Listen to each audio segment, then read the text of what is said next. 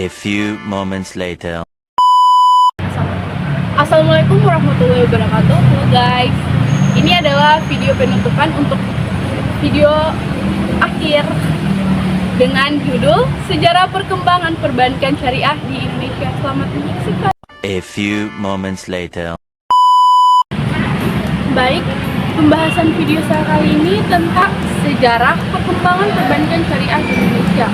Perkembangan bank syariah di Indonesia pada saat ini kian besar. Maklum, Indonesia termasuk negara muslim terbesar di dunia sehingga memiliki peranan besar dalam membangun ekonomi syariah. Apalagi dengan lahirnya bank syariah raksasa di tanah air, yakni Bank Syariah Indonesia. Hasil dari gabungan atau merger 3 bank pelat merah antara lain Bank Mandiri Syariah, Bank BNI Syariah, dan Bank BRI Syariah. Kehadiran Bank Syariah Indonesia menjadi tonggak sejarah baru bagi bangsa ini. Dengan penyatuan bank syariah tersebut, Indonesia ditargetkan menjadi pusat ekonomi dan keuangan syariah di dunia. Bank syariah kerap disebut juga bank Islam. Bank syariah adalah perbankan yang pelaksanaannya berdasarkan hukum Islam atau syariah, tidak menerapkan sistem bunga pada layanan mereka, sebab hal tersebut dianggap tidak sesuai dengan syariat Islam. Bank syariah menggunakan sistem bagi hasil dan mendapatkan sejumlah keuntungan dari sistem tersebut. Keuntungan inilah yang kemudian digunakan pihak bank atau selaku pengelola untuk membiayai seluruh kegiatan operasional perbankan yang dijalankan. Mengutip laman Otoritas Jasa Keuangan atau OJK, inisiatif pendirian Bank Islam Indonesia dimulai pada tahun 1980 melalui diskusi-diskusi bertemakan Bank Islam sebagai pilar ekonomi Islam. Sebagai uji coba, gagasan perbankan Islam dipraktikkan dalam skala yang relatif terbatas, diantaranya di Bandung atau Bait At-Tampil, Salman, TB, dan di Jakarta di Koperasi Ridho Gusti. Pada tahun 1990, Majelis Ulama Indonesia atau MUI membentuk kelompok kerja untuk mendirikan Bank Islam di Indonesia. Pada tanggal 18 sampai 20 Agustus 1990, MUI menyelenggarakan Lokakarya Bunga Bank dan Perbankan Cisarua, Bogor, Jawa Barat. Hasil lokakarya tersebut kemudian dibahas lebih mendalam pada Musyawarah Nasional keempat MUI di Jakarta tanggal 22 sampai 25 Agustus 1990 yang menghasilkan amanat bagi pembentukan kelompok kerja pendirian Bank Islam di Indonesia. Kelompok kerja yang dimaksud disebut Tim Perbankan MUI dengan diberi tugas untuk melakukan pendekatan dan konsultasi dengan semua pihak yang terkait. Lahirnya Undang-Undang Perbankan Syariah mendorong peningkatan jumlah bus dari sebanyak 5 bus menjadi 11 bus dalam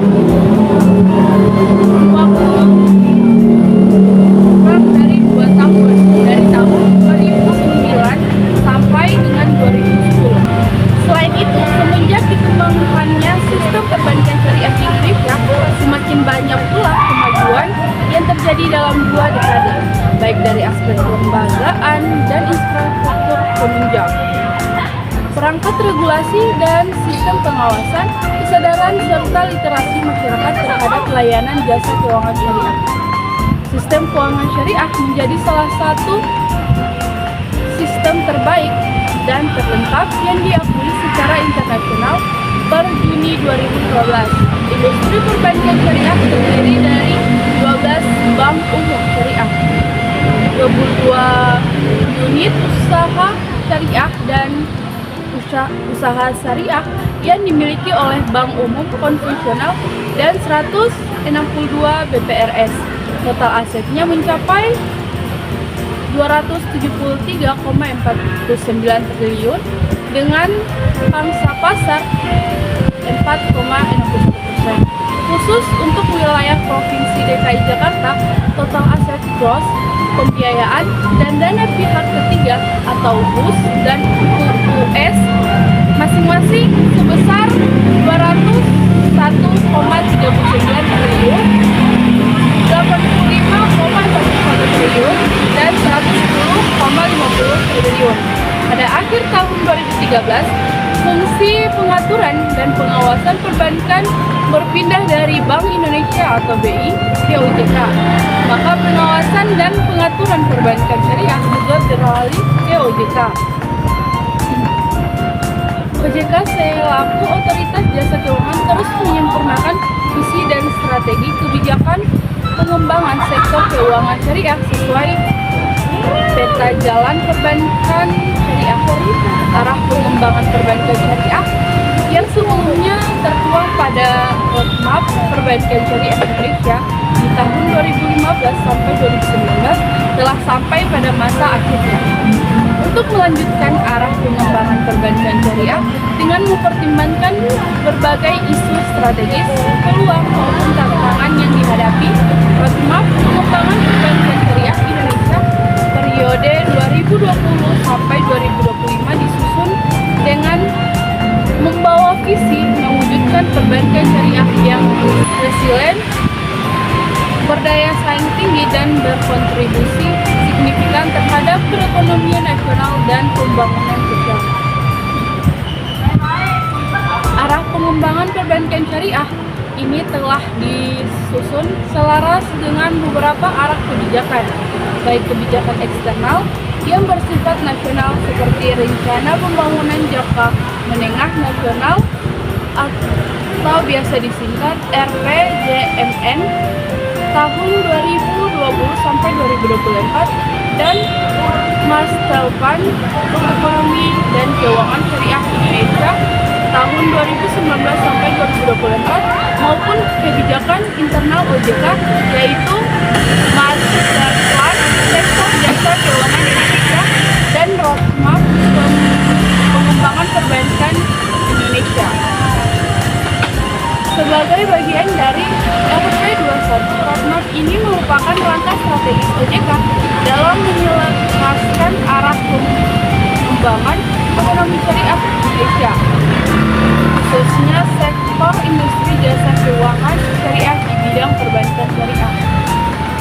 Roadmap pengembangan perbankan syariah Indonesia disusun sebagai katalisator akselerasi proses pengembangan perbankan syariah di Indonesia dan membawa 3 arah pengembangan, terdiri dari penguatan identitas perbankan syariah, sinergi ekosistem ekonomi syariah, serta penguatan perizinan, pengaturan, dan pengawasan. Sebagai bagian dari roadmap pengembangan perbankan Indonesia, roadmap ini merupakan langkah strategis OJK dalam menyelaraskan arah pengembangan ekonomi syariah di Indonesia, khususnya pada sektor industri jasa keuangan syariah di bidang perbankan syariah. Alhamdulillah, Indonesia kini punya bank syariah terbesar, namanya Bank Syariah Indonesia atau BSI. Sudah beroperasi sejak 1 Februari 2021.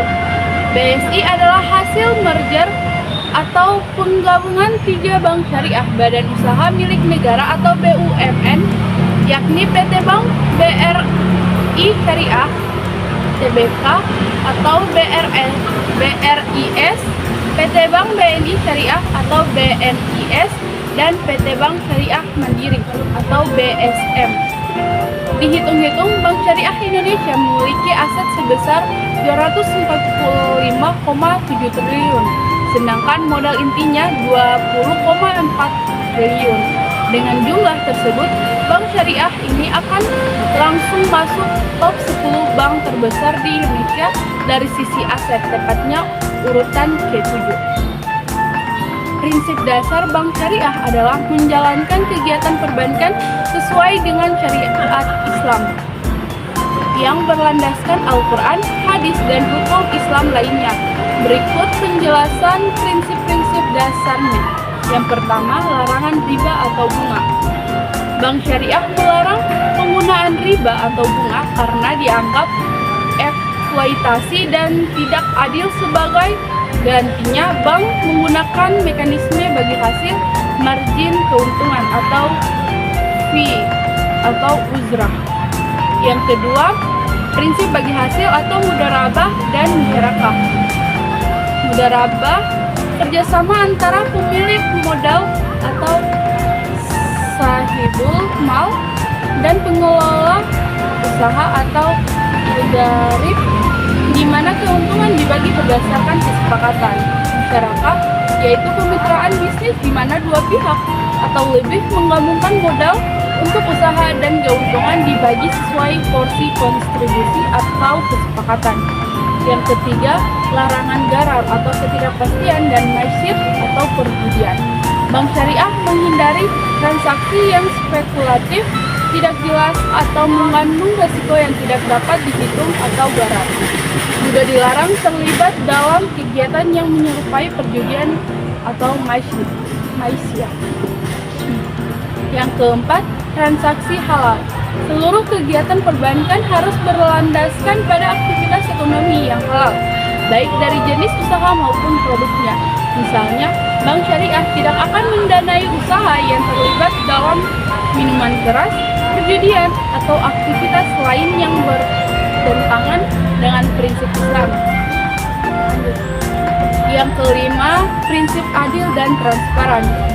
Bank syariah menekankan keadilan dalam semua transaksinya. Kontrak atau akad harus jelas, transparan, dan dipahami oleh semua pihak.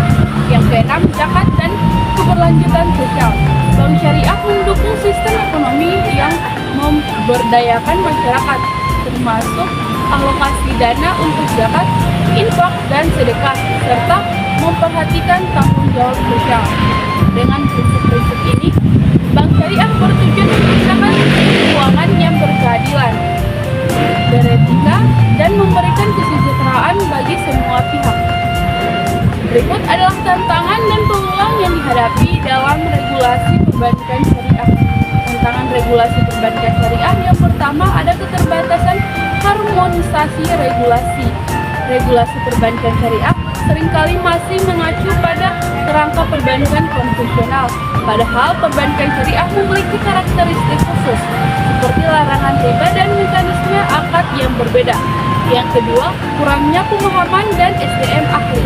Masih terbatasnya jumlah ahli dalam hukum syariah dan ekonomi Islam membuat implementasi regulasi kadang tidak optimal. Regulator juga membutuhkan pelatihan khusus terkait prinsip syariah. Yang ketiga, kompleksitas akad syariah. Perbedaan jenis akad dalam produk perbankan syariah memerlukan pengawasan lebih ketat untuk memastikan kesesuaian dengan prinsip syariah yang terkadang menambah beban administrasi. 4. Persaingan dengan perbankan konvensional. Dalam beberapa kasus, regulasi yang dirancang masih belum mampu mendukung daya saing perbankan syariah dengan perbankan konvensional. Misalnya dalam hal fleksibilitas produk atau insentif pajak. Yang kelima, kesadaran masyarakat yang rendah. Banyak masyarakat belum memahami prinsip syariah, sehingga penggunaan produk perbankan syariah belum maksimal. Hal ini membutuhkan dukungan regulasi untuk edukasi. Yang berikut ada peluang regulasi perbankan syariah. Yang pertama, dukungan pemerintah dan otoritas keuangan. Di banyak negara termasuk Indonesia, pemerintah mulai menunjukkan komitmen yang kuat melalui undang-undang, insentif pajak, dan dukungan regulasi bagi pengembangan perbankan syariah. Yang kedua, pasar yang potensial. Dengan mayoritas penduduk muslim di negara-negara tertentu, terdapat permintaan besar untuk layanan keuangan berbasis syariah, sehingga regulasi yang mendukung untuk mendorong perkembangan pasar ini. Yang ketiga, standarisasi internasional. Upaya standarisasi dari organisasi seperti AAOIFI dan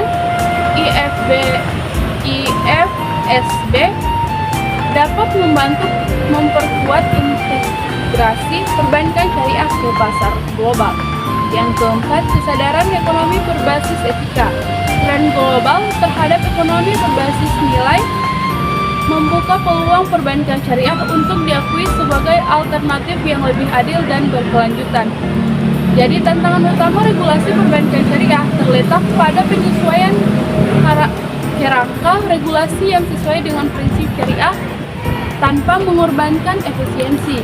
Di sisi lain, peluang besar muncul dari tingginya permintaan pasar, inovasi teknologi, dan dukungan pemerintah. Dengan regulasi yang tepat, perbankan syariah berpotensi berkembang pesat sebagai alternatif keuangan yang inklusif dan berkeadilan. Persaingan antara bank syariah dan bank konvensional mencerminkan kompetisi dalam memenuhi kebutuhan masyarakat terhadap layanan perbankan. Masing-masing memiliki kelebihan dan kekurangan yang menentukan daya tariknya di pasar. Berikut adalah analisisnya. Yang pertama, keunggulan bank syariah. Berbasis prinsip syariah, bank syariah menawarkan produk yang sesuai dengan hukum Islam, seperti larangan riba, gharar, dan majriyah. Ini menarik bagi nasabah muslim yang ingin menjalankan transaksi keuangan sesuai syariah. Bagi hasil yang transparan, pendekatan berbasis bagi hasil memberikan alternatif bagi nasabah yang tidak nyaman dengan sistem bunga. Fokus pada sektor RIIL, bank syariah cenderung mendukung sektor RIIL dengan pembiayaan berbasis aset yang mendorong stabilitas ekonomi. Etika keuangan, bank syariah sering dipandang lebih etis karena menghindari pembiayaan pada sektor-sektor tidak halal atau misalnya perjudian, alkohol, atau senjata. Yang kedua, keunggulan bank konvensional. Fleksibilitas produk. Bank konvensional menawarkan berbagai produk dengan struktur sederhana yang sering lebih mudah dipahami masyarakat umum. Skala besar dan infrastruktur luas. Bank konvensional biasanya memiliki jaringan yang lebih besar, modal kuat, dan teknologi lebih maju, sehingga dapat melayani nasabah lebih efisien. Biaya dan suku bunga kompetitif. Sistem suku bunga memungkinkan bank konvensional memberikan layanan kredit dengan penyesuaian risiko yang fleksibel. Inovasi teknologi lebih cepat. Bank konvensional lebih gesit dalam mengadopsi fintech atau layanan digital bank yang canggih. Yang ketiga, tantangan bank syariah. Kurangnya pemahaman masyarakat. Banyak orang yang belum memahami perbankan bank syariah dengan bank konvensional, sehingga cenderung memilih bank konvensional. Infrastruktur dan skala lebih kecil. Bank syariah sering kalah dalam hal jumlah kantor cabang, modal, dan jangkauan teknologi dibanding bank konvensional. Perbedaan tarif dan akad yang rumit. Biaya layanan bank syariah kadang lebih tinggi karena sistem akad yang kompleks dan pengawasan keputusan syariah. Kompetisi pasar global. Bank syariah sulit bersaing di pasar internasional jika belum menerapkan standarisasi global secara berat. Yang keempat, tantangan bagi bank konvensional. Tuntunan keuangan berbasis etika. Kesadaran masyarakat tentang keuangan berbasis nilai mendorong peralihan ke bank syariah atau institusi banking. Pasar muslim yang tumbuh pesat. Bank syariah semakin menjadi pilihan di kalangan mayoritas muslim karena prinsip halal yang ditawarkannya. Krisis keuangan dan sistem bunga. Sistem bunga rentan terhadap volatilitas ekonomi, terutama selama krisis, sehingga masyarakat mencari alternatif keuangan yang lebih stabil seperti sistem bagi hasil di bank syariah. Yang kelima, prospek dan sinergi, kolaborasi dan konvergensi. Di masa depan, bank syariah dan konvensional dapat mengembangkan produk hybrid yang menawarkan prinsip syariah dengan fleksibilitas teknologi konvensional. Peningkatan teknologi dan digitalisasi. Bank syariah yang berinvestasi dalam teknologi dapat meningkatkan daya saingnya dengan memberikan layanan lebih efisien dan modern. Peluang pasar niche. Bank syariah bisa memfokuskan produk untuk target muslim, sedangkan bank konvensional melayani pasar umum. Jadi bank syariah dan bank konvensional bersaing dalam memenuhi kebutuhan nasabah, namun menawarkan nilai yang berbeda. Bank konvensional memiliki keunggulan pada skala dan fleksibilitas, sementara bank syariah unggul pada aspek etika dan kepatuhan prinsip agama. Sinergi antara keduanya, seperti kolaborasi teknologi dan edukasi keuangan, dapat meningkatkan manfaat bagi masyarakat luas. Teknologi finansial atau financial teknologi atau fintech menghadirkan peluang besar untuk merevolusi sektor keuangan. Berikut adalah peluang utama yang ditawarkan fintech.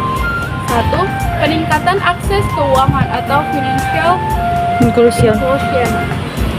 Fintech memungkinkan layanan keuangan menjangkau masyarakat di daerah terpencil atau yang sebelumnya tidak tersentuh oleh perbankan tradisional. Contoh, e-wallet seperti GoPay atau OVO memudahkan transaksi bagi masyarakat tanpa rekening bank. Yang kedua, efisiensi operasional dan biaya. Otomasi proses seperti pengajuan pinjaman, pembayaran, dan pencatatan transaksi dapat memangkas biaya operasional industri keuangan. Transaksi digital juga lebih cepat dibandingkan proses tradisional yang menggunakan dokumen fisik. Yang ketiga, integrasi dengan teknologi canggih. Fintech dapat memanfaatkan teknologi mutakhir seperti artificial intelligence atau AI untuk analisis data dan penilaian kredit. Blockchain untuk transaksi yang aman dan transparan. Big data untuk memahami kebutuhan nasabah dan menciptakan layanan yang personal. Yang keempat, mendorong ekosistem digital. Fintech mempermudah ekosistem digital dengan menciptakan platform terintegrasi untuk pembayaran, pengelolaan dana, investasi, dan lainnya. Contoh, sistem pembayaran digital yang terhubung dengan e-commerce mempermudah pertumbuhan ekonomi digital. Yang kelima, peluang di sektor syariah. Fintech juga membuka peluang dalam teknologi finansial syariah dengan layanan seperti P2P, lending syariah, dan crowdfunding berbasis zakat atau wakaf. Ini memungkinkan nasabah mendapat layanan sesuai prinsip syariah secara efisien. Yang keempat, globalisasi layanan keuangan. Dengan fintech, transaksi lintas negara menjadi lebih mudah dan murah. Teknologi seperti cross-border payment berbasis blockchain meminimalkan biaya transfer antar negara. Yang ketujuh, penguatan UMKM dan startup. Fintech menyediakan solusi keuangan bagi UMKM seperti pinjaman mikro atau platform e-commerce terintegrasi dengan pembiayaan digital. Peluang ini mendukung pertumbuhan bisnis kecil dan ekonomi lokal. Yang kedelapan, edukasi keuangan digital. Banyak aplikasi fintech yang menyediakan edukasi dan alat untuk membantu masyarakat mengelola keuangan. Jadi, fintech menawarkan peluang besar untuk mempercepat inklusi keuangan, menciptakan inovasi layanan, dan mendorong efisiensi dalam industri keuangan. Dengan terus berkembangnya teknologi seperti AI, blockchain, dan big data, fintech akan semakin menjadi pilar utama dalam transformasi ekonomi digital. Kesadaran masyarakat terhadap perbankan syariah adalah salah satu faktor kunci dalam mendorong pertumbuhan di industri ini. Namun, tingkat pemahaman dan penerimaan masyarakat terhadap layanan perbankan syariah bervariasi, tergantung pada sektor sosial, ekonomi, pendidikan, dan keagamaan. Oke teman-teman, terima kasih sudah menonton videonya.